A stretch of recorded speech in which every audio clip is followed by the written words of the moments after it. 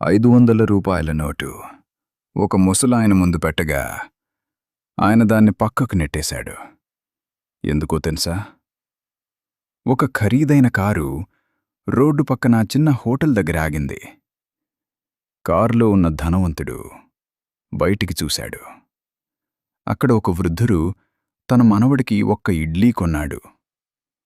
తాను మాత్రం ఆకలి వేస్తున్నా కేవలం నీళ్లు తాగి తృప్తి పడుతున్నాడు. అది చూసి ధనవంతుడు కదిలిపోయాడు.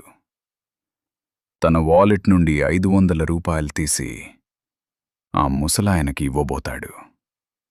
కాని ఆ వృద్ధుడు నవ్వుతూతూ చెప్పాడు, "వద్దు బాబూ, నా కష్టంతో నా మనవడిని పోషించగలను.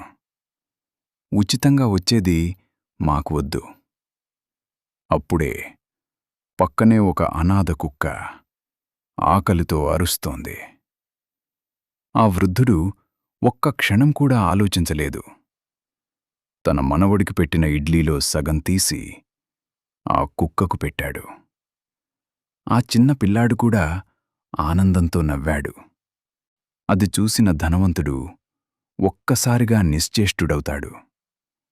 తన దగ్గర ₹1000 ఉన్నా లేని మంచితనం ఏమీ లేని ఆ వృద్ధుడి దగ్గర ఉండటం చూసి తలదించుకుంటాడు.